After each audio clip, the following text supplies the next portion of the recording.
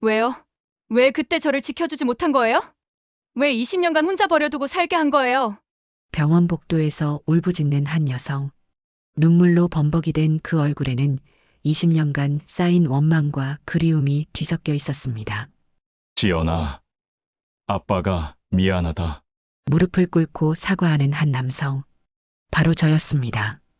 믿기 어려우시겠지만 이 여성은 20년 전 교통사고로 실종된 제 딸이었어요. 그런데 지금은 대한민국 최고 기업의 회장이 되어 있었죠. DNA 검사 결과 99.9% 과학적으로 증명된 부녀 관계였지만 아무도 믿어주지 않았습니다. 심지어 법정에서는 제가 딸에게 접근하는 것조차 금지시켰어요. 과연 저는 20년 만에 딸을 되찾을 수 있었을까요? 그리고 이 모든 기적 같은 일은 어떻게 시작된 걸까요? 지금 바로 구독 버튼과 좋아요를 눌러주시면 영상을 만드는데 큰 힘이 됩니다. 사연 시작하겠습니다. 서울 강남의 한 장례식장은 이른 아침부터 검은 옷을 입은 조문객들로 가득 찼습니다.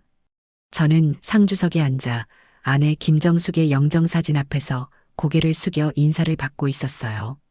갑작스럽게 찾아온 췌장암으로 세상을 떠난 아내를 떠나보내는 마음이 아직도 실감이 나지 않았습니다. 삼가 고인의 명복을 빕니다. 수많은 사람들이 다가와 위로의 말을 건넸고 저는 기계적으로 고개를 숙여 답례했죠. 아내의 직장 동료들, 교회 성도들, 그리고 오래된 지인들까지 하나둘씩 인사를 나누며 조문을 받는 것이 하루 종일 계속되었어요. 오후 2시쯤 되었을 때였습니다. 장례식장 입구 쪽에서 약간의 소란이 일었어요. 평소보다 웅성거리는 소리가 커진 거죠. 고개를 들어 입구를 바라보니 여러 명의 정장을 입은 사람들이 줄지어 들어서고 있었습니다. 그들 중에서도 가장 앞서 걷고 있는 한 여성이 제 시선을 사로잡았어요. 키가 큰 그 여성은 명품 검은색 정장을 말끔하게 차려입고 있었고 짧게 자른 머리카락이 세련되게 뒤로 넘어가 있었습니다.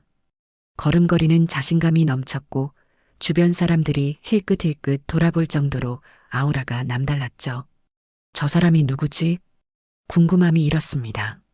아내와 제가 아는 사람 중에 저런 분위기를 가진 사람은 없었거든요. 특히나 저렇게 많은 수행원들과 함께 다니는 사람은 더더욱 없었어요. 그 여성이 점점 가까이 다가올수록 제 가슴이 이상하게 뛰기 시작했습니다. 뭔가 익숙한 느낌이 드는 거예요. 하지만 정확히 무엇인지는 알 수 없었죠. 그저 막연한 기분만 들 뿐이었어요. 마침내 그 여성이 상주석 바로 앞까지 왔습니다. 저는 자리에서 일어나 인사를 받을 준비를 했어요. 그런데 그 순간 제 눈이 그 여성의 목 부분에 고정되었습니다. 작은 금색 십자가 목걸이가 그녀의 목에 걸려 있었거든요. 심장이 쿵 하고 떨어지는 느낌이었습니다. 그 목걸이는 너무나도 익숙했어요. 아니, 익숙한 정도가 아니라 제 인생의 일부였습니다. 20년 전 제 딸 지연이가 항상 목에 걸고 다니던 바로 그 십자가 목걸이와 똑같았거든요. 안녕하십니까? 그 여성이 정중하게 고개를 숙여 인사했습니다. 목소리는 낮고 차분했어요.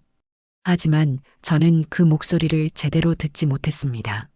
온 신경이 그 목걸이에만 집중되어 있었거든요. 지연이의 십자가 목걸이는 아주 특별한 것이었어요.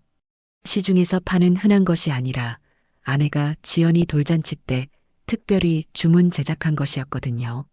십자가 뒷면에는 지연이의 이름 이니셜 JY가 작게 새겨져 있었고 체인도 일반적인 것보다 조금 더 굵었습니다. 그런데 지금 제 앞에 서 있는 이 낯선 여성의 목에 걸린 십자가는 크기부터 시작해서 색깔, 모양까지 모든 것이 지연이 것과 똑같아 보였어요. 설마 그럴 리는. 머릿속이 하얗게 되었습니다. 20년 전 그 끔찍한 교통사고 현장이 눈앞에 펼쳐졌어요. 비 오던 밤 미끄러진 도로 그리고 차 밖으로 튕겨나간 어린 지연이의 모습까지 고인과는 어떤 관계로 알게 되셨는지 제가 떨리는 목소리로 물었습니다. 평소 같으면 이름부터 물어봤을 텐데 지금은 그런 여유가 전혀 없었어요.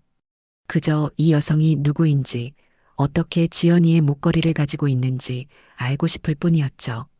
저는 이재연이라고 합니다. JH그룹 회장입니다. 그녀가 명함을 꺼내며 자기소개를 했어요. JH그룹이라면 요즘 경제뉴스에서 자주 보는 대기업이었죠. 젊은 나이에 그룹을 이끄는 여성 CEO로 유명한 사람이었어요. 고인분께서 저희 그룹과 거래하는 업체의 대표이셨습니다. 평소 많이 도움을 주셨기에 마지막 인사를 드리고 싶어서 왔습니다. 이재연의 설명을 들으면서도 저는 계속 그녀의 목걸이에서 눈을 뗄 수 없었어요. 가까이서 보니 더욱 확신이 들었습니다. 분명히 지연이 것과 같은 목걸이였어요. 혹시 그 목걸이? 제가 조심스럽게 말을 꺼내려는 순간 이재연의 비서로 보이는 여성이 다가와서 속삭였습니다. 회장님, 다음 일정 시간이 되었습니다. 이재연이 시계를 확인하고는 다시 저에게 고개를 숙였어요. 바쁜 일정으로 오래 머무르지 못해 죄송합니다. 고인의 명복을 빕니다. 그리고는 향을 피우고 절을 올린 후 저에게 명함을 건네며 돌아서려 했습니다. 잠깐만요.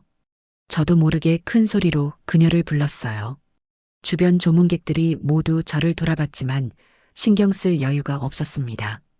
이재연이 의아한 표정으로 뒤돌아봤어요. 혹시 20년 전에 교통사고를 당한 적이 있나요? 제 질문에 이재연의 얼굴이 순간 굳었습니다. 뭔가 불편한 기색이 역력했어요.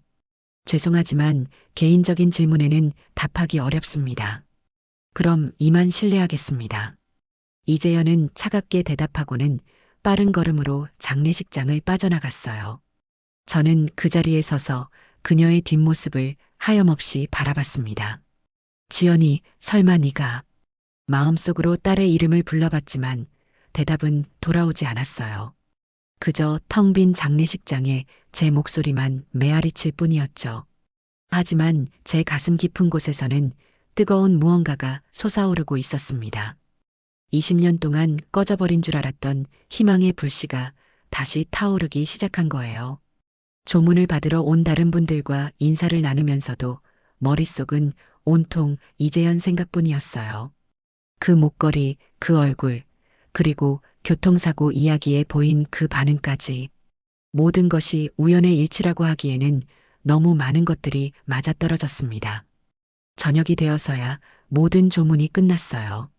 친지들이 정리를 도와주고 있는 사이 저는 조용히 이재현이 남기고 간 명함을 꺼내봤습니다. 이재현 JH그룹 회장. 명함을 보며 생각했어요. 만약 정말로 저 여성이 제 딸 지연이라면 20년 동안 죽은 줄 알았던 딸이 살아서 성공한 기업인이 되어 있다면 그것은 기적과도 같은 일이었지만 동시에 너무나도 간절히 바라던 일이기도 했어요. 그날 밤 집에 돌아와서도 잠이 오지 않았습니다. 계속해서 이재연의 모습이 눈에 떠올랐어요. 특히 그 목걸이는 제 뇌리에서 떠나지 않았습니다. 아내를 잃은 슬픔 속에서 찾아온 희망. 그것이 진짜인지 아닌지는 아직 알 수 없었지만 저는 반드시 확인해 보기로 마음먹었어요. 20년 만에 다시 찾아온 기회를 놓칠 수는 없었거든요. 장례식이 모두 끝나고 집에 돌아온 저는 곧바로 컴퓨터 앞에 앉았습니다. 손가락이 떨렸어요. 이재영과 JH그룹에 대한 정보를 찾아보고 싶었거든요. 검색창에 이재연을 입력하자마자 수많은 기사들이 쏟아져 나왔습니다. 경제지마다 그녀에 대한 기사가 가득했어요. 30대 최연소 그룹 회장, 해외에서 성공한 후 한국 진출, 신비에 쌓인 과거라는 제목들이 눈에 들어왔죠. 하나씩 기사를 읽어나가면서 제 심장은 점점 더 빠르게 뛰었습니다. 이재연의 정확한 나이는 공개되지 않았지만 올해 32살로 추정된다고 나와 있었어요. 지연이가 살아있다면 딱 32살이었습니다. 더 놀라운 건 그녀의 과거였어요. 어린 시절에 대한 기록이 거의 없다고 했습니다. 기사에 따르면 이재연은 해외 입양으로 미국에서 자랐고 그곳에서 사업적 성공을 거둔 후 최근 한국에 진출했다는 내용이었어요. 해외 입양이라 제 가슴이 철렁했습니다. 20년 전 사고 후 지연이의 몸을 찾지 못했을 때 혹시 의식을 잃은 채로 어디 병원에 있는 건 아닐까 생각했던 기억이 났어요. 하지만 경찰도 병원도 어디서도 지연이를 찾을 수 없었죠. 그런데 만약 지연이가 기억을 잃은 채로 발견되어 입양 절차를 거쳤다면 그 어린 나이에 신원 확인이 제대로 되지 않았을 수도 있고요. 인터넷에서 찾은 이재연의 사진들을 하나하나 자세히 들여다봤습니다. 비즈니스 미팅 사진, 시상식 사진, 인터뷰 사진까지. 모든 사진에서 그녀는 차분하고 냉철한 표정을 짓고 있었어요. 하지만 제 눈에는 지연이의 모습이 겹쳐 보였습니다. 눈매, 코끝, 심지어 미소 짓는 방식까지. 물론 20년이라는 세월이 흘렀지만 부모의 눈에는 자식의 모습이 보이는 법이죠. 새벽 2시가 되어서야 컴퓨터를 껐습니다. 머리가 복잡했어요. 확신과 의심이 계속 교차했거든요.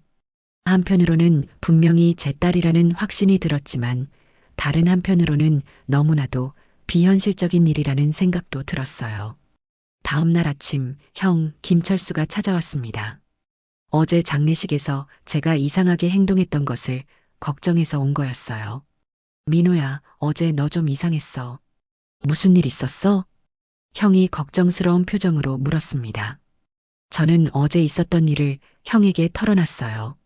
이재영과의 만남, 십자가 목걸이, 그리고 제가 찾은 정보들까지 모든 것을 말했죠.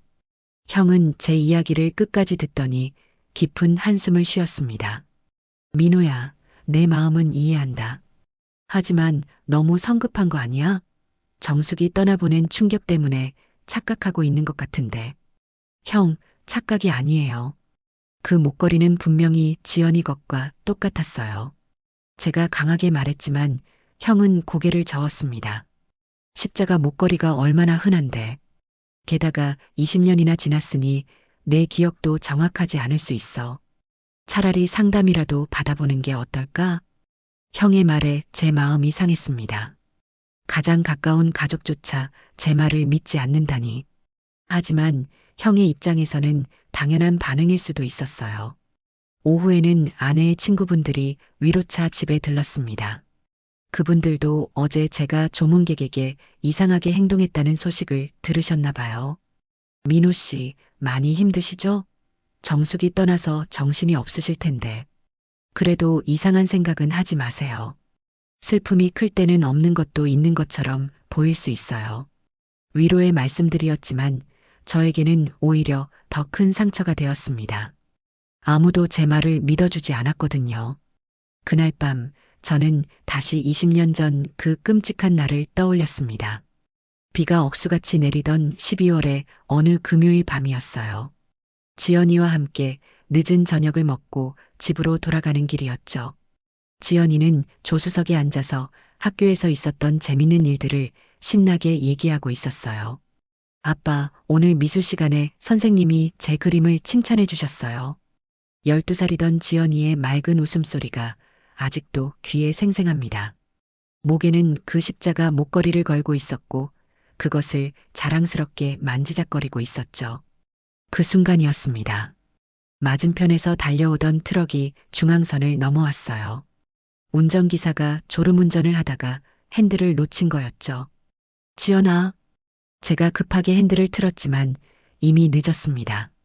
쿵 하는 충격과 함께 차가 뒤집어졌어요. 그리고 깨어났을 때는 병원이었죠. 의사가 말했습니다. 저는 운 좋게 가벼운 부상만 입었지만 지연이는 차 밖으로 튕겨나갔다고. 구급대가 현장에 도착했을 때는 이미 지연이의 모습을 찾을 수 없었다고 했어요. 강물이 바로 옆에 있던 도로였습니다. 경찰과 소방서에서 며칠간 수색 작업을 했지만 지연이를 찾지 못했어요. 겨울 강물은 차갑고 빨랐거든요. 결국 지연이는 실종으로 처리되었고 1년 후 사망 신고를 하게 되었습니다. 하지만 저는 끝까지 지연이가 살아있다고 믿고 싶었어요. 몸을 찾지 못했다는 것은 혹시 어딘가에서 살아있을 가능성도 있다는 뜻이었으니까요. 그 후 20년 동안 저는 지연이를 찾아 헤맸습니다. 실종자 찾기 사이트에 글을 올리고 전국의 고아원과 시설을 뒤졌어요. 혹시라도 기억을 잃은 채로 어딘가에서 살고 있을지도 모른다는 희망을 버릴 수 없었거든요. 아내 정숙도 처음에는 저와 함께 지연이를 찾아다녔습니다. 하지만 몇 년이 지나자 현실을 받아들이자고 했어요. 더 이상 고통받지 말고 지연이를 보내주자고 했죠. 그때 저는 아내가 원망스러웠습니다. 어떻게 친딸을 그렇게 쉽게 포기할 수 있느냐고 화를 냈어요. 그 일로 우리 부부 사이에 큰 갈등이 생겼죠. 결국 저는 혼자서 지연이를 찾는 일을 계속했습니다. 아내는 더 이상 그 얘기를 꺼내지 말라고 했고, 저도 혼자만의 비밀로 간직하게 되었어요. 이제 아내마저 세상을 떠났습니다. 지연이를 찾는 일을 이해해주지는 못했지만, 그래도 제 곁에서 함께해준 소중한 사람이었어요. 그런 아내를 떠나보내고 나니 더욱 외로웠습니다. 하지만 바로 그 순간에 이재연이 나타났어요. 그것도 아내의 장례식장에서 지연이의 십자가 목걸이를 걸고 말이에요. 우연일까요? 아니면 정말 기적일까요? 제 머릿속은 온통 의문으로 가득했습니다. 주변 사람들은 모두 제가 착각하고 있다고 했지만 부모의 직감은 그런 게 아니었어요. 20년 동안 그리워했던 딸을 알아보는 마음은 절대 착각일 수 없었거든요. 새벽이 되어서야 잠시 잠들 수 있었습니다. 꿈속에서도 지연이가 나타났어요. 12살 모습 그대로의 지연이가 십자가 목걸이를 만지며 말했습니다. 아빠, 저 여기 있어요. 저를 찾아주세요. 꿈에서 깨어난 저는 눈물을 흘리고 있었습니다. 그리고 마음속으로 다짐했어요. 포기하지 않겠다고. 다른 사람들이 뭐라고 해도 끝까지 확인해 보겠다고. 만약 이재연이 정말 제 딸이라면 이번엔 절대 놓치지 않겠다고 말이에요. 20년 전에는 제가 지연이를 지켜주지 못했습니다. 하지만 이제는 다르죠. 이번에는 반드시 딸을 되찾아야 했습니다.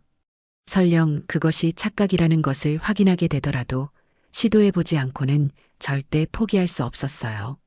아버지로서 마지막 의무였으니까요. 며칠이 지나도 주변 사람들의 걱정은 계속되었습니다. 형 철수는 하루 걸러 하루씩 안부를 묻는 전화를 걸었고 아내의 친구분들도 종종 들러서 제 상태를 확인했어요. 민호 씨, 요즘 밥은 제대로 드세요? 혼자 있지만 말고 우리랑 같이 시간 좀 보내요. 모두 진심으로 걱정해주는 마음이었지만 저에게는 오히려 부담스러웠습니다. 누구와 대화를 나눠도 결국 이재연 얘기로 이어졌고 그때마다 같은 반응이 돌아왔거든요. 그 생각은 이제 그만해요. 정수기도 하늘에서 걱정할 거예요. 저는 점점 사람들을 피하게 되었습니다. 전화도 받지 않고 문 앞에 누가 와도 나가지 않았어요. 혼자 있는 시간이 늘어날수록 이재연에 대한 생각은 더욱 깊어졌죠. 일주일째 되는 날 아침, 저는 결심을 굳혔습니다. 더 이상 망설일 수 없었어요. 직접 이재연을 만나서 확인해 보기로 했죠. 우선 옷장 깊숙한 곳에서 낡은 상자 하나를 꺼냈습니다. 지연이의 유품들을 모아둔 상자였어요. 아내는 이 상자를 보는 것조차 싫어했지만 저는 20년 동안 소중히 간직해온 것들이었죠. 상자 뚜껑을 열자 오래된 냄새가 올라왔습니다. 지연이가 입던 옷까지, 학용품, 그리고 사진들까지 하나하나 만져보니 가슴이 뭉클했어요. 그 중에서도 가장 중요한 건 지연이의 사진들이었습니다. 특히 십자가 목걸이를 착용한 사진들을 골라냈어요. 생일날 찍은 사진, 가족여행 때 찍은 사진, 학교 행사 때 찍은 사진까지. 어떤 사진에서든 지연이는 그 목걸이를 하고 있었거든요. 사진을 하나씩 자세히 들여다봤습니다. 십자가의 크기, 체인의 굵기, 그리고 십자가가 빛에 반사되는 모습까지. 제 기억이 틀렸을 리 없었어요. 이재연이 착용한 목걸이와 완전히 똑같았습니다. 그때 한 장의 사진이 제 시선을 사로잡았어요.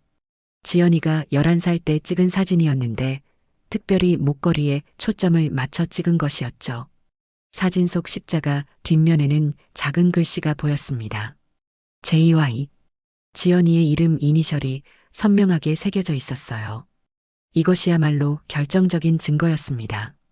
만약 이재연의 목걸이 뒷면에도 같은 글씨가 있다면 그것은 우연이 아니라 운명이었죠. 사진을 가방에 넣고 집을 나섰습니다. 목적지는 강남에 있는 JH그룹 본사였어요. 지하철을 타고 가면서도 마음이 두근거렸습니다. 과연 만날 수 있을까? 만난다면 뭐라고 말해야 할까? 여러 가지 상황을 머릿속으로 시뮬레이션 해봤지만 정작 어떻게 될지는 알 수 없었어요. 그저 일단 만나기만 하면 뭔가 방법이 있을 거라고 믿었죠.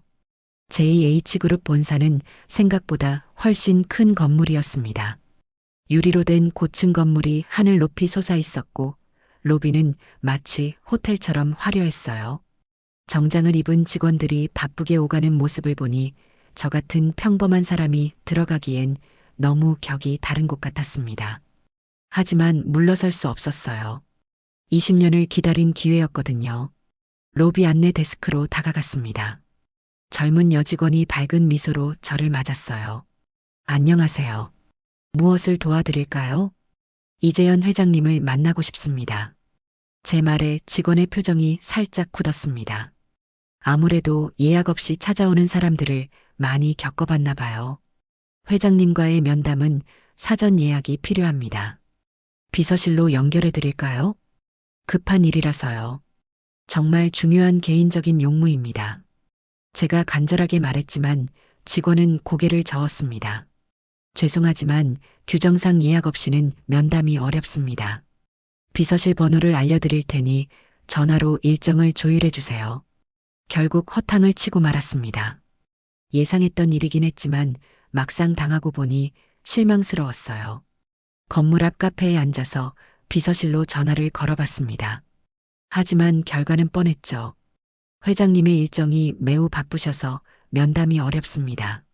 어떤 용무인지 말씀해 주시면 담당 부서로 연결해 드리겠습니다. 개인적인 일이라고 하니 더더욱 만날 수 없다는 답변만 돌아왔어요. 그렇게 첫 번째 시도는 실패로 끝났습니다. 하지만 포기할 생각은 없었어요. 오히려 더욱 확신이 들었거든요. 분명히 뭔가 숨기고 있는 거야. 왜 이렇게까지 만나기를 꺼리지? 집으로 돌아오는 길에 또 다른 방법을 생각해 봤습니다. 정면 돌파가 안 된다면 다른 경로를 찾아야 했어요. 그날 밤 인터넷에서 이재연의 스케줄을 찾아봤습니다. 공개적인 행사나 미팅이 있을지도 모르거든요. 다행히 며칠 후 경제인 협회 세미나에 참석한다는 기사를 발견했어요. 바로 그거다. 공개 행사라면 일반인도 참석할 수 있을 거였어요. 물론 등록비를 내야 하겠지만 이재연을 만날 수 있다면 그 정도는 문제 없었죠. 세미나 참가 신청을 하고 나서야 조금 마음이 놓였습니다. 이제 구체적인 계획이 생겼거든요. 하지만 그날 밤도 잠이 오지 않았어요. 계속해서 지연이 생각이 났습니다. 만약 이재연이 정말 지연이라면 지난 20년 동안 딸은 어떻게 살았을까요? 해외 입양되어 얼마나 외로웠을까요? 아니면 혹시 저를 원망하고 있을까요? 사고 당일 제가 더 조심했다면 그런 일이 일어나지 않았을 텐데. 딸을 지켜주지 못한 아버지를 용서할 수 있을까요? 온갖 생각들이 머릿속을 맴돌았습니다. 불안함과 기대감이 뒤섞인 복잡한 감정이었어요. 다음 날 아침 형에게서 전화가 왔습니다. 민호야, 어제 집에 갔었는데 없더라. 어디 갔었어? 잠깐 볼 일이 있어서 나갔다 왔어. 혹시 그 여자 만나러 간 거 아니지? 민호야, 정말 그러면 안 돼. 더 힘들어질 뿐이야. 형의 걱정스러운 목소리가 들려왔지만 저는 더 이상 설득당하고 싶지 않았어요. 형, 걱정해줘서 고맙지만 이건 제가 직접 확인해야 할 일이에요. 민호야, 형도 자식이 있으니까 이해할 거예요. 만약 조카가 실종됐다가 20년 후에 나타났다면 형은 어떻게 하시겠어요? 형이 잠시 말이 없었습니다. 그리고 깊은 한숨을 내쉬었어요. 알겠다. 하지만 너무 상처받지는 말고 혹시 모르니까 나한테 연락하고 다녀. 그나마 형이 조금은 이해해주는 것 같아서 다행이었습니다. 세미나까지는 아직 며칠이 남아 있었어요. 그동안 저는 만날 때를 대비해서 준비를 했습니다. 지연이 사진들을 정리하고 할 말들을 머릿속으로 정리했죠. 무엇보다 중요한 건 목걸이였어요. 그것만 확인할 수 있다면 모든 게 해결될 거였거든요. 거울 앞에서 연습도 해봤습니다. 안녕하세요.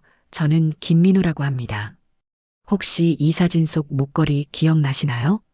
처음에는 떨렸지만 몇 번 반복하니 조금 나아졌어요. 마침내 세미나 당일이 되었습니다. 평소보다 일찍 일어나서 정장을 차려입었어요. 거울을 보니 초조한 표정이 역력했지만 그래도 최대한 자연스럽게 보이려고 노력했죠. 가방에 지연이 사진들을 넣고 집을 나섰습니다. 오늘이야말로 진실을 확인할 수 있는 날이었어요. 지하철을 타고 가면서 마음속으로 기도했습니다. 제발, 제발 지연이었으면 좋겠어. 그리고 날 기억해줬으면 좋겠어. 20년 만에 찾아올지도 모를 기적을 향해 저는 한 걸음 더 다가가고 있었습니다. 세미나가 열리는 코엑스 컨벤션 센터는 이른 아침부터 정장을 입은 사람들로 북적였습니다. 미래 경영 전략과 글로벌 트렌드라는 제목의 세미나였는데 참가자들은 대부분 중년 남성들이었어요. 저 같은 평범한 사람은 눈에 띄지 않아서 오히려 다행이었죠. 등록을 마치고 세미나장 안으로 들어갔습니다. 수백 개의 의자가 줄지어 놓여 있었고 앞쪽에는 큰 스크린이 설치되어 있었어요. 저는 이재연을 잘 볼 수 있는 중간 정도 자리에 앉았습니다. 가슴이 두근거렸어요. 곧 이재연을 다시 볼 수 있다는 생각에 손바닥에 땀이 났죠. 가방 속에는 지연이의 사진들이 들어 있었고 머릿속에는 할 말들이 정리되어 있었어요. 오전 10시 세미나가 시작되었습니다. 첫 번째 발표자가 나와서 경제 전망에 대해 이야기했지만 저는 전혀 집중할 수 없었어요. 온 신경이 이재연이 언제 나올지에만 집중되어 있었거든요.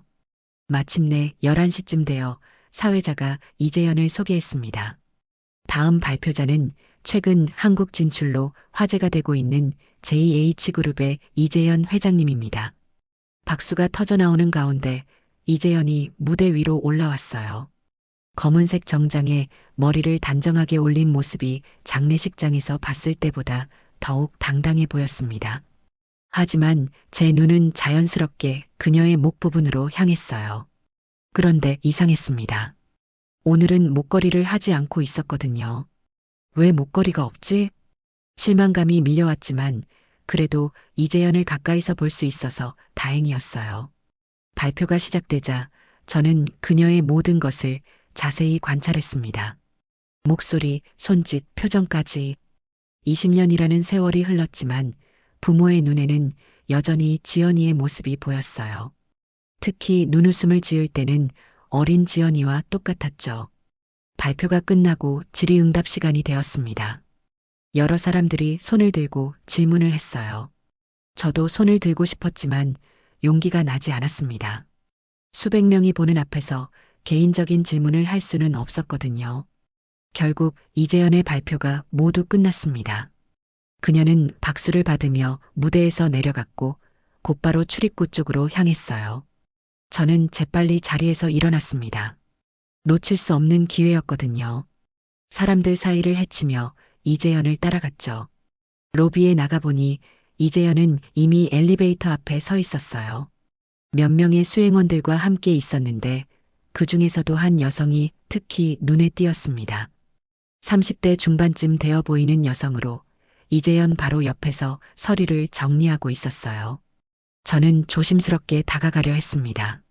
하지만 엘리베이터 문이 열리면서 이재연 일행이 모두 들어갔어요. 저도 황급히 뛰어가려 했지만 이미 늦었습니다. 엘리베이터 문이 닫히면서 기회를 놓치고 말았죠. 좌절감에 빠져 있는데 갑자기 누군가 제 옆으로 다가왔습니다. 돌아보니 방금 전 이재연 옆에 있던 그 여성이었어요. 그녀가 조심스럽게 저에게 말을 걸었습니다. 목소리에는 경계심보다는 궁금함이 더 많이 섞여 있었어요. 박소영이라고 자신을 소개한 그 비서는 세미나 때부터 제가 계속 이재연을 바라보는 것을 눈치챘다고 했습니다. 다행히 적대적인 분위기는 아니었어요. 저는 개인적으로 할 말이 있다고 조심스럽게 말했죠. 처음에는 비서실을 통해 일정을 잡으라는 일반적인 답변이 돌아왔습니다. 하지만 저는 간절한 마음으로 조용한 곳에서 얘기하자고 부탁했어요.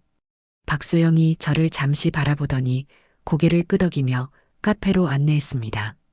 컨벤션 센터 1층 카페는 다행히 사람이 많지 않아서 조용히 대화할 수 있었어요. 박소영이 커피를 앞에 두고 정중하게 물었을 때 저는 깊은 숨을 들이마시고 이야기를 시작했습니다. 20년 전 교통사고로 잃어버린 딸 이야기부터 시작해서 장례식장에서 이재현을 만난 일, 그리고 십자가 목걸이까지 모든 것을 솔직하게 털어놨어요. 박소영은 제 이야기를 끝까지 조용히 들었습니다. 중간에 의심하는 표정을 짓거나 황당하다는 반응을 보이지 않았죠. 오히려 진지하게 들어주었어요. 박소영이 잠시 생각에 잠겨 있다가 입을 열었습니다. 믿기 어려운 이야기라면서도 불가능한 일은 아니라고 했어요. 이재현도 과거에 대해 거의 말하지 않으며 특히 어린 시절 기억은 별로 없다고 한다는 거였습니다. 제 심장이 다시 뛰기 시작했어요. 왜 목걸이가 그렇게 중요한지 묻는 박소영에게 저는 가방에서 지연이 사진을 꺼냈습니다.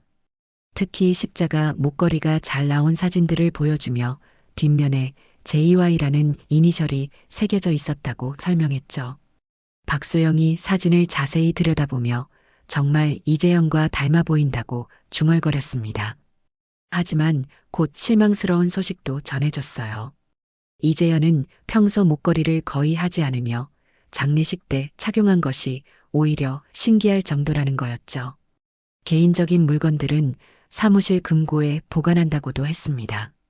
박소영이 잠시 망설이다가 조심스럽게 말을 이었어요. 사실 자신도 이재현의 과거가 궁금했다고 했습니다. 3년 전부터 비서로 일하고 있는데 어린 시절 얘기는 한 번도 들어본 적이 없다는 거였어요. 저는 간절한 마음으로 도움을 부탁했습니다. 박소영은 한참 고민하더니 고개를 끄덕였어요. 쉽지 않겠지만 할 수 있는 방법을 생각해 보겠다고 했습니다. 대신 조건이 있다고 했어요. 만약 이 모든 것이 착각이라면 이재현을 더 이상 괴롭히지 말라는 것이었죠. 저는 망설임 없이 동의했습니다. 다른 사람이라면 깨끗이 포기하겠지만 확인만은 해봐야 한다고 말했어요. 박소영이 제 간절함을 이해하는 듯한 표정을 지으며 연락처를 주고받자고 했습니다. 명함을 주고받으면서 저는 박소영에게 왜 도와주려고 하는지 물어봤어요. 박소영의 얼굴이 잠시 어두워지더니 자신도 가족을 잃어본 경험이 있어서 그 마음을 조금은 이해한다고 말했습니다.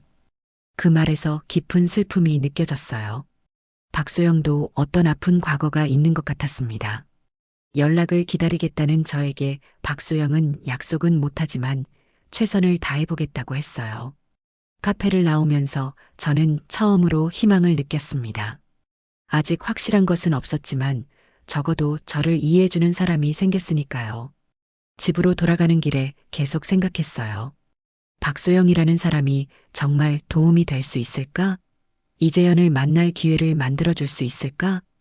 불확실했지만 포기하지 않기로 했습니다. 20년을 기다렸는데 조금 더 기다리는 것쯤은 문제 없었어요.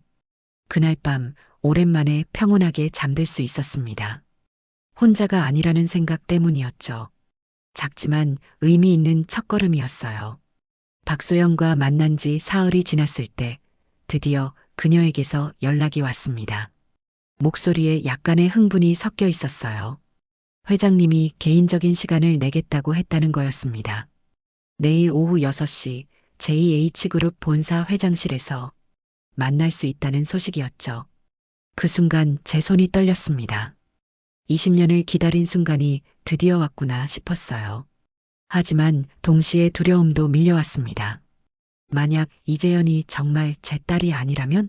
그럼 이 모든 희망이 한순간에 무너져 내릴 테니까요. 그날 밤은 한잠도 잘 수 없었습니다.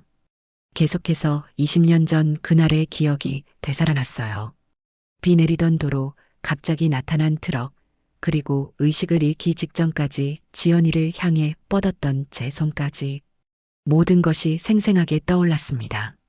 새벽 5시쯤 되어서야 잠시 잠들 수 있었지만 곧바로 꿈에서 깨어났어요. 꿈속에서도 지연이가 나타나 저를 부르고 있었거든요. 하지만 아무리 달려가도 점점 멀어져만 가는 꿈이었습니다. 하루 종일 시간이 너무 천천히 흘렀어요. 평소 같으면 집 청소라도 하면서 시간을 보냈을 텐데 그날은 아무것도 손에 잡히지 않았습니다. 계속해서 시계만 바라보며 저녁 시간을 기다렸죠. 오후 4시쯤 집을 나섰습니다. 일찍 도착해서 마음의 준비를 하고 싶었거든요. 지연이 사진들과 함께 20년간 모아둔 실종자 신고서, 경찰서 접수증까지 모든 자료를 가방에 챙겼어요. JH그룹 본사에 도착했을 때는 5시 30분이었습니다. 박소영이 로비에서 기다리고 있었어요. 그녀의 얼굴에는 긴장감이 역력했습니다. 아마 저만큼이나 이번 만남의 결과가 궁금했을 거예요. 박소영의 안내로 회장실로 향하는 엘리베이터를 탔습니다. 올라가는 동안 제 심장은 마구 뛰었어요. 손바닥에는 식은땀이 났고 입안은 바짝 말라 있었습니다. 이런 긴장감을 느껴본 게 언제였을까 싶었어요. 회장실 문 앞에 서자 박소영이 저를 돌아봤습니다. 그녀의 눈빛에는 걱정과 응원이 동시에 담겨 있었어요. 문을 두드리고 들어가자 이재연이 책상 앞에 서서 창밖을 바라보고 있었습니다. 뒤돌아선 이재연의 모습을 보는 순간 제 가슴이 뛰는 소리가 귀에까지 들렸어요. 역시 지연이와 닮아 있었습니다.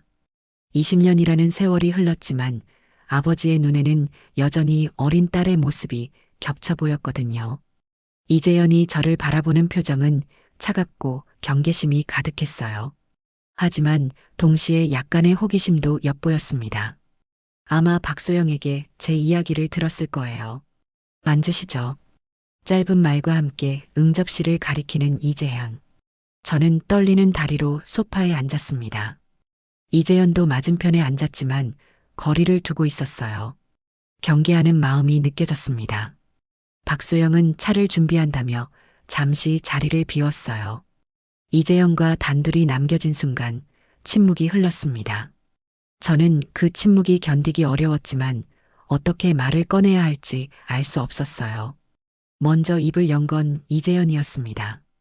박소영에게서 사정을 들었다며 하지만 개인적으로는 그런 일이 일어날 가능성이 희박하다고 생각한다고 했어요. 그럼에도 만나기로 한 이유는 저의 간절함 때문이라고 덧붙였죠. 저는 깊은 숨을 들이마시고 준비해온 말을 꺼냈습니다. 20년 전 12월에 그 비 내리던 밤 교통사고로 딸을 잃은 이야기부터 시작했어요. 이재연은 별다른 반응 없이 제 이야기를 들었습니다. 가방에서 지연이 사진을 꺼내 보여드렸을 때 이재연의 표정이 살짝 변했어요. 사진을 한참 들여다보더니 확실히 자신과 닮아 보인다고 인정했습니다. 하지만 그것만으로는 혈육이라고 단정할 수 없다고도 했죠. 그때 저는 결정적인 카드를 꺼냈습니다. 십자가 목걸이 사진이었어요. 특히 뒷면에 JY 이니셜이 선명하게 보이는 사진을 보여드렸죠. 이재연의 눈이 커졌습니다. 처음으로 당황하는 기색을 보였어요. 혹시 회장님 목걸이도? 제 말이 끝나기 전에 이재연이 자리에서 벌떡 일어났습니다. 책상 서랍에서 작은 열쇠를 꺼내더니 벽면의 금고를 열었어요. 그 안에서 작은 보석함을 꺼내왔습니다. 보석함을 열자 그 안에는 익숙한 십자가 목걸이가 들어있었어요. 크기, 색깔, 모양까지 완전히 똑같았습니다. 이재연이 목걸이를 꺼내 뒤집어 보이는데 거기에는 JY라는 글씨가 또렷하게 새겨져 있었어요. 그 순간 저는 눈물을 참을 수 없었습니다. 20년간 찾아 헤맨 증거가 바로 눈앞에 있었거든요. 이재연도 충격을 받은 듯 목걸이를 손에 쥔 채 말이 없었어요. 하지만 이재연은 여전히 확신하지 못하는 표정이었습니다. 목걸이가 같다고 해서 자신이 제 딸이라고 단정할 수는 없다고 했어요. 특히 어린 시절 기억이 거의 없어서 확신할 수 없다고 덧붙였습니다. 그때 이재현이 자신의 과거 이야기를 꺼냈어요. 7살 때 미국 샌프란시스코의 한 병원에서 발견되었다고 했습니다. 의식불명 상태였고 심각한 머리 외상을 입고 있었대요. 신원을 알 수 있는 어떤 단서도 없었다고 했죠. 병원에서 깨어났을 때는 이름도 나이도 어디서 왔는지도 전혀 기억나지 않았다고 합니다. 다만 손에 꽉 쥐고 있던 십자가, 목걸이만이 유일한 단서였다고 했어요. 그래서 목걸이에 JY를 보고 제니퍼 영이라는 이름을 받게 되었다는 거였습니다. 이재현의 이야기를 들으면서 저는 온몸이 떨렸어요. 20년 전 사고 현장에서 지연이가 강물에 빠졌다고 생각했는데 실제로는 의식불명 상태로 어딘가에서 발견되어 병원으로 옮겨진 거였군요. 그리고 기억을 잃은 채 다른 나라에서 새로운 삶을 시작한 거였어요. 하지만 이재현은 아직도 반신반의하는 모습이었습니다. 우연의 일치일 가능성도 있다며 확실한 증거 없이는 받아들이기 어렵다고 했어요. 특히 20년간 성공한 사업가로 살아온 지금의 삶이 갑자기 바뀐다는 것에 대한 두려움도 있어 보였습니다. 저는 이재현의 마음을 이해할 수 있었어요. 갑자기 나타난 낯선 남자가 아버지라고 주장한다면 누구든 혼란스럽겠죠. 하지만 포기할 수는 없었습니다. 그때 이재현이 의외의 제안을 했어요. DNA 검사를 해보자는 거였습니다. 그래야 확실히 알 수 있다면서 만약 혈연관계가 아니라면 더 이상 연락하지 말아달라고 했죠. 반대로 정말 아버지와 딸 사이라면 그때 다시 이야기해보자고 했어요. 저는 즉시 동의했습니다. 저에게는 그보다 더 바랄 게 없었거든요. 이재현도 안도하는 표정을 지었어요. 아마 이렇게 과학적으로 확인하는 것이 가장 합리적인 방법이라고 생각했을 거예요. 박소영이 다시 들어와 차를 내어놓았을 때 저희는 이미 DNA 검사에 대해 합의한 상태였어요. 박소영이 내일 당장 검사를 받을 수 있도록 병원에 연락해 보겠다고 했습니다. 그렇게 첫 만남이 끝났습니다. 확실한 결론은 나지 않았지만 희망의 빛이 보였어요. 적어도 이재현도 가능성을 인정하고 있었거든요. 회장실을 나오면서 제 마음은 복잡했습니다. 기대감과 불안감이 동시에 밀려왔어요. DNA 검사 결과가 나올 때까지는 또 며칠을 기다려야 했죠. 엘리베이터에서 박소영이 저를 격려해 주었습니다. 회장님도 많이 동요하고 있다며 분명 좋은 결과가 있을 거라고 했어요. 그 말이 작은 위로가 되었습니다. 집으로 돌아오는 길에 계속 생각했어요. 정말 지연이가 살아있었다니. 20년간 죽은 줄 알고 그리워했는데 사실은 지구 반대편에서 다른 이름으로 살고 있었다니. 기적 같은 일이었어요. 하지만 동시에 마음이 아팠습니다. 지연이가 기억을 잃고 얼마나 외로웠을까요? 부모도 자신이 누구인지도 모른 채 낯선 곳에서 어떻게 자랐을까요? 그날 밤도 잠을 이룰 수 없었습니다. 하지만 이번에는 절망 때문이 아니라 기대감 때문이었어요. 곧 모든 진실이 밝혀질 테니까요. 아내 정숙이 하늘에서 보고 있다면 어떤 기분일까요? 평생 포기하지 않고 딸을 찾던 남편의 마음을 이해해 줄까요? 아니면 너무 늦었다고 안타까워할까요? 어쨌든 이제 며칠만 더 기다리면 됩니다. 20년을 기다린 제게 며칠은 아무것도 아니었어요. DNA 검사를 받고 난 후 이틀이 지났을 때였습니다. 박소영에게서 다급한 전화가 걸려왔어요. 목소리가 평소와 달리 어둡고 무거웠습니다. 회장님이 갑자기 마음을 바꿨다는 소식이었죠. 어제 저녁 이재현의 양어머니가 미국에서 급히 한국으로 날아왔다고 했습니다.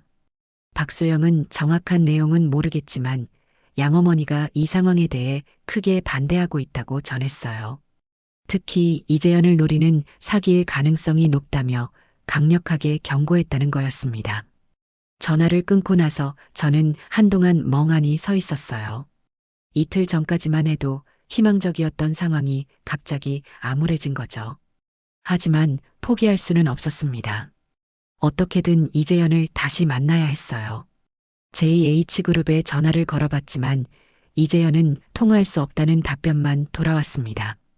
비서실에서는 당분간 개인적인 면담은 어렵다고 말했어요. 박소영에게도 여러 번 연락해봤지만 받지 않았습니다. 그날 오후 형 철수가 집에 찾아왔어요. 표정이 심각했습니다. 누군가로부터 제가 큰 기업 회장에게 접근하려 한다는 이야기를 들었나 봐요. 형이 거실 소파에 앉아 한숨을 크게 내쉬더니 걱정스러운 목소리로 말을 꺼냈습니다. 동네에서 소문이 나고 있다고 했어요. 아내 장례 이후 제가 이상하게 행동한다는 이야기였죠. 큰 회사 회장을 스토킹한다는 말까지 나돌고 있다고 했습니다. 형은 제발 정신을 차리라며 이런 식으로 계속하면 경찰서에 신고당할 수도 있다고 경고했어요. 저는 형에게 DNA 검사까지 받았다고 설명했습니다. 이재현도 가능성을 인정했고 과학적으로 확인하기로 했다고 말했어요. 하지만 형은 고개를 저었습니다. 그런 검사 결과조차 믿을 수 없다며 돈 때문에 접근하는 사기꾼으로 몰릴 수 있다고 했죠. 그날 저녁 아내의 친구분들도 찾아왔어요. 모두 심각한 표정이었습니다. 제가 요즘 하고 있는 일들이 정수기에 대한 모독이라는 거였어요. 아내가 세상을 떠난 지 얼마 되지도 않았는데 다른 여자를 쫓아다닌다는 소문이 퍼지고 있다고 했습니다. 특히 아내와 가장 친했던 김 여사는 제 행동을 이해할 수 없다고 했어요. 20년 전에 이미 포기했던 일을 왜 다시 들춰내느냐며 정수기가 얼마나 힘들어했는지 모르느냐고 했죠. 그때 부부 갈등의 원인이 바로 저의 고집 때문이었다고 지적하기도 했어요. 아내 친구들이 돌아간 후 집안이 적막했습니다. 그분들의 말이 틀린 건 아니었어요. 실제로 지연이를 찾는 일 때문에 아내와 많은 갈등이 있었거든요. 아내는 현실을 받아들이고 새로운 삶을 시작하자고 했지만 저는 끝까지 딸을 찾겠다고 고집을 부렸죠. 그날 밤 잠이 오지 않아 거실에서 뒤척이고 있는데 휴대폰이 울렸어요. 모르는 번호였지만 혹시 이재현이나 박소영일까 싶어서 받았습니다. 하지만 전화 너머로 들려온 목소리는 낯선 여성의 것이었어요. 목소리의 주인은 자신을 이재현의 양어머니라고 소개했습니다. 미국에서 온 캐롤린 영이라고 했어요. 영어로 말하고 있었지만 저도 어느 정도는 알아들을 수 있었습니다. 그녀는 매우 화가 난 상태였어요. 캐롤린은 제가 자신의 딸에게 접근하는 것을 즉시 중단하라고 요구했습니다. 이재현이 얼마나 힘들게 지금의 성공을 이뤄냈는지 아느냐며 갑자기 나타난 사기꾼 때문에 모든 것이 망가질 수는 없다고 했어요. 만약 계속 괴롭힌다면 법적 조치를 취하겠다는 경고도 했습니다. 저는 사기꾼이 아니라고 정말 제 딸을 찾는 것뿐이라고 설명했습니다. DNA 검사 결과만 나오면 모든 것이 명확해질 거라고도 했죠. 하지만 캐롤린은 들으려 하지 않았어요. 그런 검사 결과조차 조작할 수 있다며 절대 믿지 않겠다고 했습니다. 전화가 끊기고 나서 저는 완전히 절망에 빠졌어요. 이재현의 양어머니까지 나서서 반대하고 있으니 앞으로 더 어려워질 게 분명했습니다. 설령 DNA 검사 결과가 긍정적으로 나온다 해도 그들이 받아들일까 싶었어요. 다음 날 아침 박소영에게서 짧은 문자가 왔습니다. 회장님이 당분간 미국으로 출장을 간다는 내용이었어요. 언제 돌아올지는 미정이라고 했습니다. 사실상 저를 피해 떠나는 거나 마찬가지였죠. 그날 오후 동네 슈퍼에 갔는데 사람들이 저를 보며 수군거리는 게 느껴졌어요. 아무래도 소문이 많이 퍼진 것 같았습니다. 평생 이 동네에서 성실하게 살아온 저를 이상한 사람으로 보는 시선들이 따가웠어요. 저녁에 형이 다시 전화했습니다. 이번에는 아예 화가 난 목소리였어요. 큰 기업에서 법무팀이 움직이고 있다는 소문이 들린다며 정말로 경찰서에 신고당할 수도 있다고 했습니다. 제발 정신 차리고 그만하라는 거였죠. 형은 필요하다면 제가 정신과 상담을 받게 하겠다고까지 했어요. 가족들이 모여서 저에 대해 논의했다는 것 같았습니다. 모두들 제가 아내를 잃은 충격으로 정신적으로 문제가 생겼다고 생각하고 있었어요. 그 순간 저는 완전히 혼자라는 걸 깨달았습니다. 가족도 친구도 이웃도 모두 저를 등졌어요.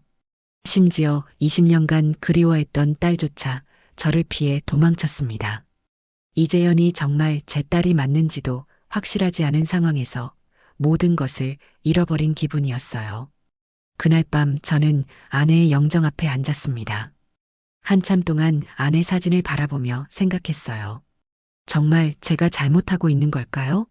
아내가 살아있었다면 뭐라고 했을까요? 아내 정숙은 늘 현실적인 사람이었어요. 지연이를 잃었을 때도 몇 년 후에는 받아들이고 새로운 삶을 살자고 했죠. 만약 지금 상황을 본다면 분명 저를 말렸을 거예요.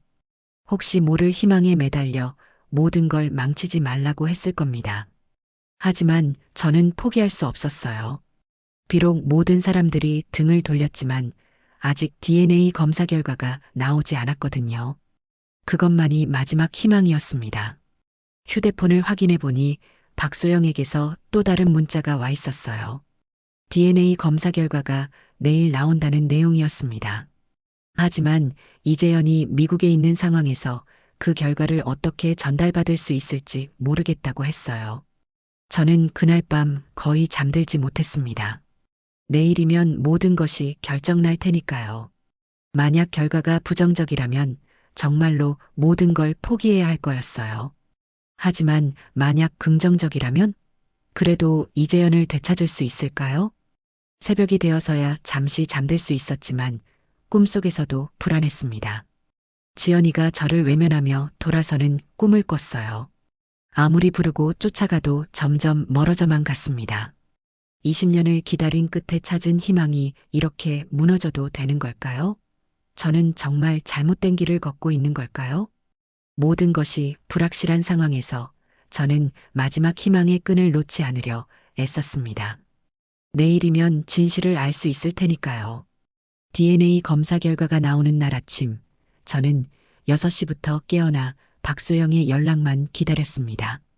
손에 든 휴대폰을 몇 번이고 확인했지만 아무런 소식이 없었어요. 이재현이 미국에 있는 상황에서 결과를 어떻게 전달받을 수 있을지 막막했습니다. 오전 10시쯤 되어서야 박소영에게서 전화가 왔어요. 목소리가 떨리고 있었습니다. DNA 검사 결과가 나왔다며 99.9%의 확률로 부녀 관계가 맞다고 했어요. 과학적으로는 의심의 여지가 없다는 거였죠. 그 순간 저는 온몸에 힘이 빠지는 것 같았습니다. 20년을 기다린 확답이었거든요. 지연이가 정말 살아있었고 이재현이 바로 제 딸이었다는 증거였어요. 눈물이 쏟아져 내렸습니다. 하지만 박소영이 전한 다음 소식은 절망적이었어요. 이재현과 양어머니 캐롤린이 그 결과를 믿지 않겠다고 했다는 거였습니다. 검사 과정에서 조작이 있었을 것이라며 아예 받아들이기를 거부했다고 했어요. 더 충격적인 것은 캐롤린이 한국의 법무법인을 통해 저에 대한 접근금지 가처분 신청을 할 예정이라는 소식이었습니다. 이재현을 스토킹하고 괴롭힌다는 명목으로 법적 조치를 취하겠다는 거였죠. 박소영은 자신도 어떻게 해야 할지 모르겠다며 미안하다고 했어요. 회장님이 완전히 마음의 벽을 쌓아버린 상태라고 했습니다. 양어머니의 영향이 너무 크다는 것도 덧붙였죠. 전화를 끊고 나서 저는 한동안 멍하니 앉아 있었습니다. 과학적으로 증명된 사실조차 받아들이지 않겠다니. 20년간 찾아 헤맨 딸이 코앞에 있는데 법적으로 접근조차 할 수 없게 된다니. 이보다 더 절망적인 상황이 있을까 싶었어요. 오후에 형이 다시 찾아왔습니다. 이번에는 정말 화가 머리끝까지 올라 있었어요. 변호사 사무실에서 연락이 왔다며 정말로 법적 조치가 시작되었다고 했습니다. 더 이상 이런 식으로 살 수는 없다고 강제로라도 병원에 입원시키겠다고 했어요. 저는 형에게 DNA 검사 결과를 보여주었습니다. 99.9%라는 수치가 명확히 나와 있는 공식 서류였어요.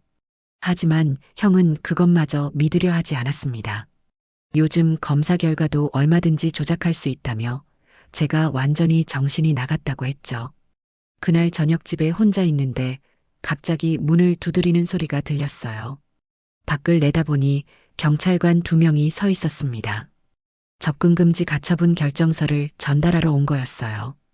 결정서를 받아보니 이재연의 주거지, 직장, 그리고 그녀가 자주 가는 곳에서 100m 이내 접근을 금지한다는 내용이었습니다.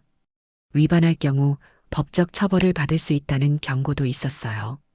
경찰관들은 정중하지만 단호하게 말했습니다. 앞으로는 절대 해당 인물에게 접근하지 말라고 전화나 메시지도 보내지 말라고 했어요.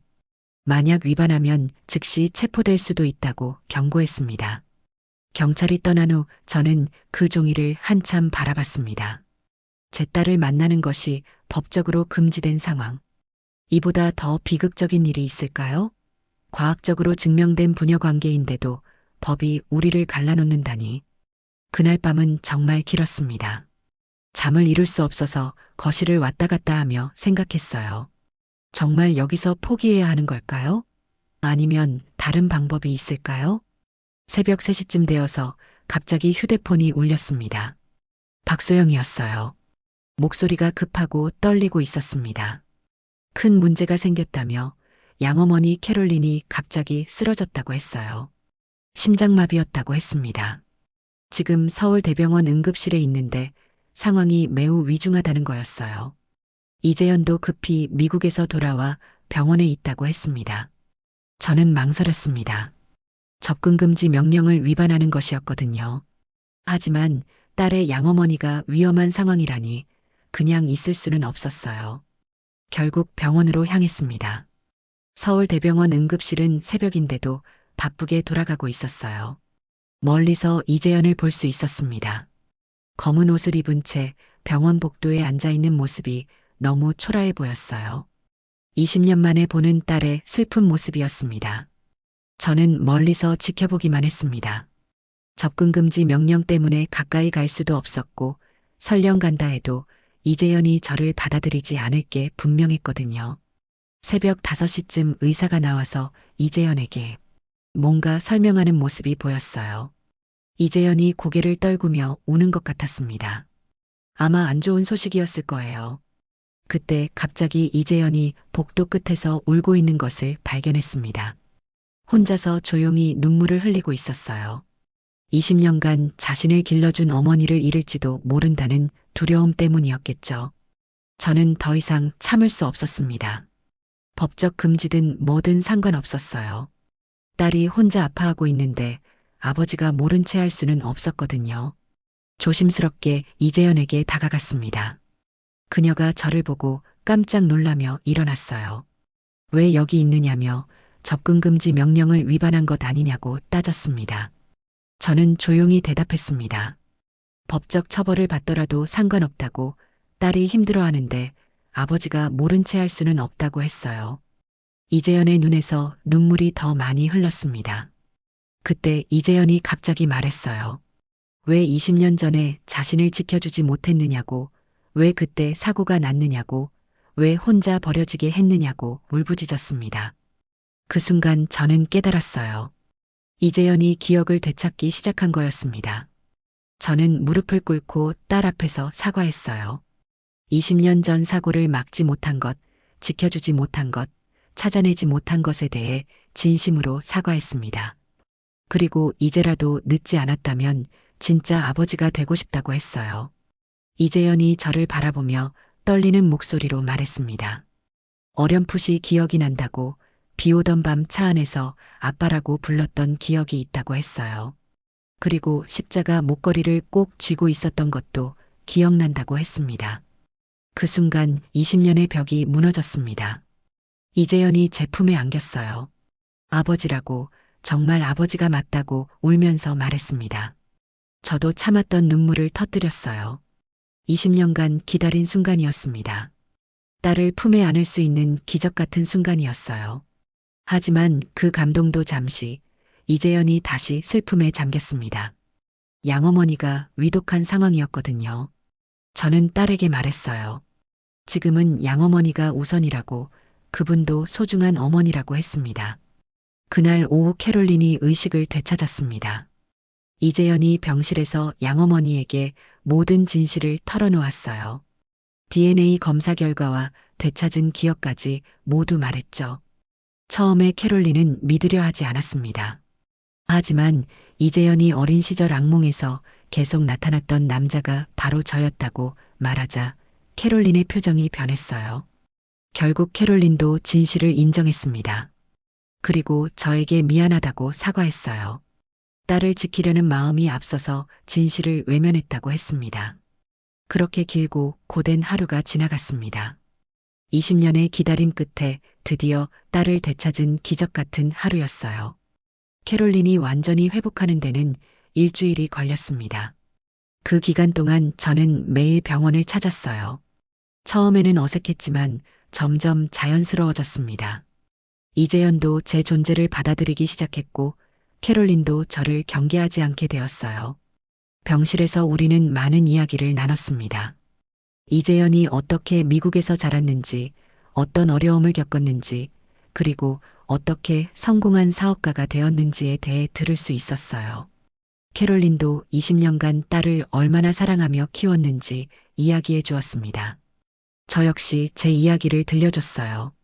20년간 지연이를 찾아 헤맨 이야기, 아내와의 갈등, 그리고 혼자서도 포기하지 않았던 마음까지 모든 것을 솔직하게 털어놨습니다.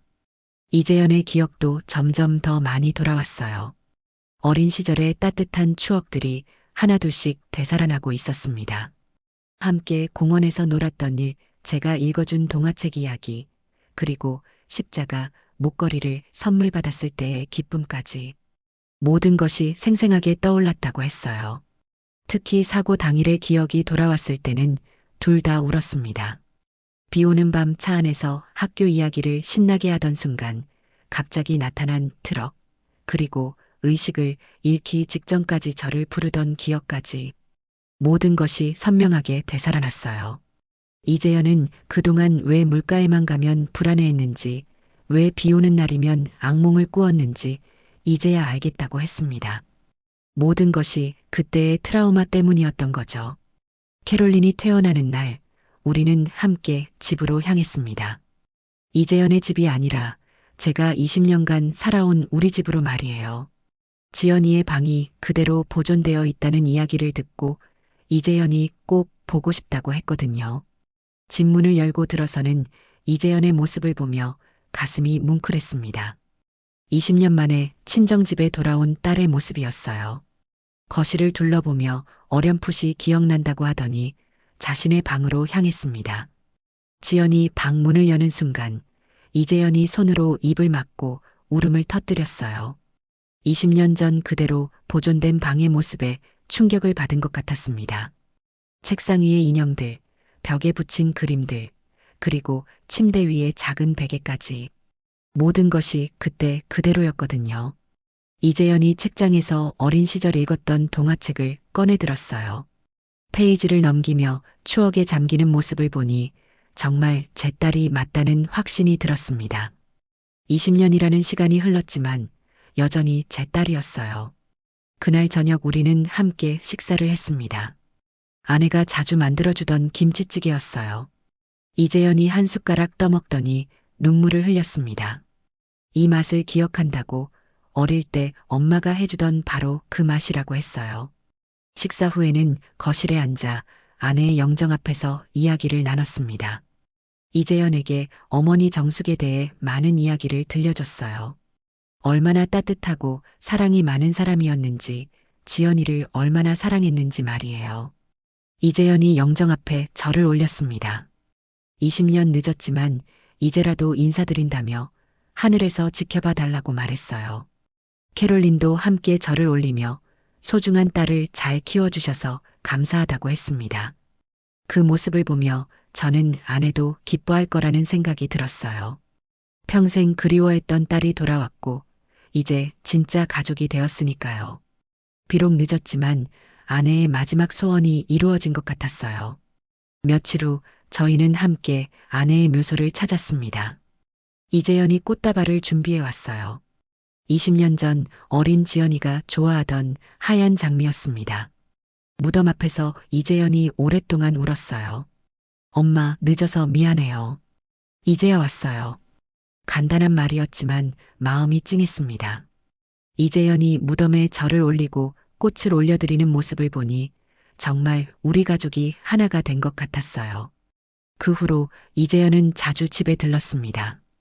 바쁜 일정에도 불구하고 시간을 내서 저와 함께 저녁을 먹곤 했어요. 때로는 캐롤린과 함께 오기도 했고 혼자 와서 옛날 이야기를 하기도 했습니다. 특히 주말이면 함께 마트에 가서 장을 보기도 했어요. 20년 전에 자주 하던 일이었는데 이재현도 그런 기억들이 조금씩 돌아온다고 했습니다. 평범한 일상이었지만 저에게는 꿈만 같은 시간이었어요. 이재현의 회사 일도 점점 안정되어 갔습니다. 처음에는 갑작스러운 상황 변화로 어려움이 있었지만 직원들과 거래처들도 점차 이해해 주었어요. 오히려 가족을 되찾은 감동적인 이야기가 알려지면서 더 많은 지지를 받게 되었습니다. 몇 달이 지난 어느 날 이재현이 특별한 제안을 했어요. 회사 이름을 바꾸고 싶다는 거였습니다. JH그룹 대신 J와 E그룹으로 바꿔서 본명인 지연이의 이니셜을 사용하고 싶다고 했어요. 저는 그럴 필요 없다고 했습니다. 이미 성공한 사업가인데 굳이 이름을 바꿀 이유가 없다고 했죠. 하지만 이재현은 고집했어요. 진짜 자신을 찾았으니 진짜 이름으로 살고 싶다는 거였습니다. 결국 회사 이름이 바뀌었습니다. J와 E그룹이라는 새로운 이름으로 다시 시작하게 된 거죠. 언론에서도 많은 관심을 보였고 감동적인 스토리로 소개되었어요. 그해 겨울, 이재현이 또 다른 제안을 했습니다. 아예 한국으로 완전히 이주해서 저와 함께 살자는 거였어요. 캐롤린도 함께 와서 큰 집에서 3대가 함께 살면 좋겠다고 했습니다. 저는 처음에 부담스러웠어요. 이재현에게는 자신만의 삶이 있는데 저 때문에 모든 걸 바꿀 필요가 있나 싶었거든요. 하지만 이재현은 그게 자신이 진짜 원하는 삶이라고 했습니다. 결국 우리는 더 큰 집으로 이사를 했습니다. 이재현과 캐롤린, 그리고 저까지 함께 살 수 있는 넓은 집이었어요. 각자의 프라이버시도 지킬 수 있고 함께 시간도 보낼 수 있는 완벽한 공간이었습니다. 새집 거실 벽에는 가족 사진들이 걸려 있었어요. 20년 전 지연이와 함께 찍었던 옛날 사진들, 그리고 최근에 함께 찍은 새로운 사진들까지. 시간의 간격은 있지만 모두 소중한 가족의 추억이었습니다. 이재현은 한국 이름을 다시 사용하기로 했어요. 법적으로도 김지연으로 개명하고 모든 공식 문서를 바꾸었습니다. 이재현이라는 이름도 소중하지만 부모가 지어준 원래 이름으로 살고 싶다고 했어요. 어느 날 저녁 가족 모두가 함께 식사를 하는데 지연이가 말했어요. 20년간 잃어버린 시간을 되돌릴 수는 없지만 앞으로 남은 시간은 진짜 가족으로 살고 싶다고 했습니다. 캐롤린도 두 번째 고향을 얻은 것 같아 행복하다고 했어요. 그날 밤 잠자리에 들면서 저는 오랜만에 평온함을 느꼈습니다. 20년간 가슴속에 있던 공허함이 드디어 채워진 것 같았어요. 아내 정숙이 하늘에서 미소 짓고 있을 것 같았습니다. 지금도 가끔 꿈에서 20년 전 그날이 나타나곤 해요. 하지만 이제는 악몽이 아니라 따뜻한 꿈이에요. 꿈속에서 아내와 어린 지연이가 함께 웃고 있거든요. 그리고 지금의 행복한 현실로 이어지고 있어요. 때로는 이 모든 일이 꿈만 같을 때가 있어요. 정말 딸을 되찾은 게 맞나 싶을 정도로 행복하거든요. 하지만 아침마다 지연이가 아빠 좋은 아침이에요라고 인사할 때마다 이게 현실이라는 걸 새삼 깨닫게 됩니다. 20년이라는 긴 시간이 흘렀지만 사랑은 시간을 뛰어넘는다는 걸 배웠어요. 가족의 인연은 절대 끊어지지 않는다는 것도 알게 되었고요. 포기하지 않고 끝까지 찾아서 정말 다행이라는 생각이 듭니다. 이제 우리 가족에게는 새로운 시작이 펼쳐져 있어요. 잃어버린 20년은 되돌릴 수 없지만 앞으로의 시간은 온전히 우리 것입니다. 진짜 가족으로, 진짜 행복으로 채워나갈 시간들이에요. 인생은 때로 우리가 상상할 수 없는 기적을 선물해 주는 것 같아요. 가장 절망적인 순간에도 희망을 놓지 않는다면 언젠가는 반드시 보상받을 날이 온다는 걸 깨달았습니다. 지금 이 순간도 지연이와 캐롤린이 거실에서 함께 차를 마시며 웃고 있어요. 평범하지만 소중한 일상. 20년간 그리워했던 바로 그 모습이에요. 고마운 마음뿐입니다. 가족이라는 것은 혈연으로만 이어지는 것이 아닙니다.